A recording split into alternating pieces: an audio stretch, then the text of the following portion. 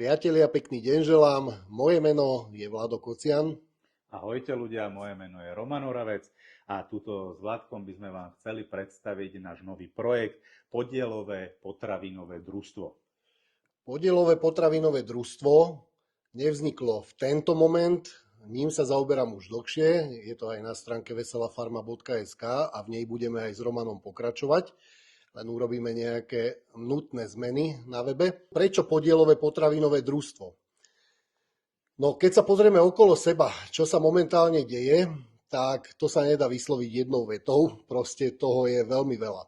Ale ak začneme od toho, že máme dnes, v dnešnej dobe na Slovensku preplnené ambulancie, preplnené nemocnice a preplnené onkologické ústavy a najmä detské oddelenia, je enormne toľko chorých detí, že na onkologických oddeleniach deti presúvajú, kde môžu, pretože už nemajú kapacity.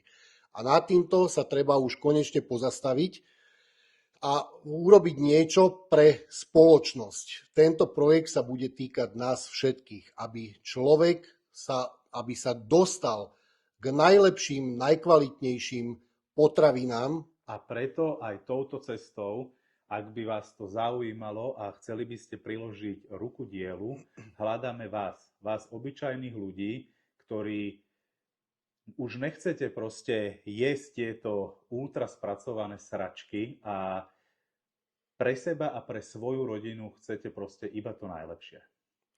Ako by to malo fungovať? Úplne jednoducho.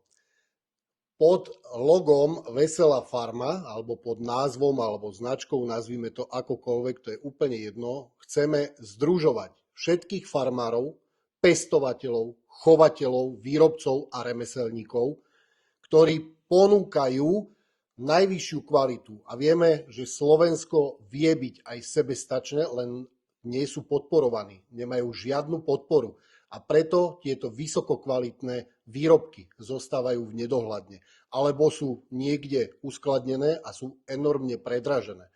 A podielové potravinové družstvo bude robiť úplne inú taktiku, ktorú vám ozrejmíme asi v ďalšom videu, alebo teda v podcaste, kde si to rozoberieme úplne dopodrobna. Priatelia, chceme vás uistiť s Romanom, že nezostane len pri nejakých videách a podcastoch, ale reálne sa začneme stretávať a spájať, pretože každý má možnosť si vybrať a my budeme radi, ak využijete túto možnosť, kde budú nielenže lacnejšie potraviny, ale najkvalitnejšie z celého Slovenska.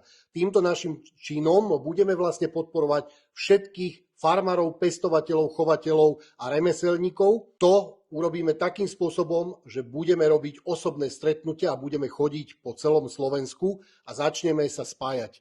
Iná šanca tu už nie je. Proste už sa na to fakt nedá pozerať. Celý tento koncept bude vybudovaný na nezištnej pomoci. Takže ľudia, každý z vás, kto by vedel alebo vie o niekom, kto má nejaký priestor, alebo vie pomôcť nejakými webovými stránkami, alebo čímkoľvek, ako priložiť ruku k dielu, budeme veľmi radi, ak sa nám ozvete. Je to veľmi dôležité v dnešnej dobe určite, pretože vidíme, čo sa všetko deje a vidíme, čo ľudia konzumujú, čo sú nútení v podstate kupovať ultra priemyselne spracované doslova do písmena sračky a úplný hnoj a toto musíme zastaviť. Nesmieme podporovať takýmto spôsobom tento korporát a 1400 kamionov denne, keď pritom vieme, že na Slovensku sa dá všetko, aj sa to robí, aj sa chová, aj pestuje, ale kvalita sa vyváža do zahraničia a nám sem vozia jedovaté veci z Ukrajiny. Na toto sa budeme pozerať. No nebudeme sa na to pozerať. Ja určite nie s Romanom. Tak sme sa dohodli. A preto ideme budovať toto družstvo a bude to veľké a silné. Môžete nám veriť. Už onedlho očakávajte celý podcast, kde to všetko do detailu rozoberieme. A následne na to začneme robiť už tie osobné stretnutia.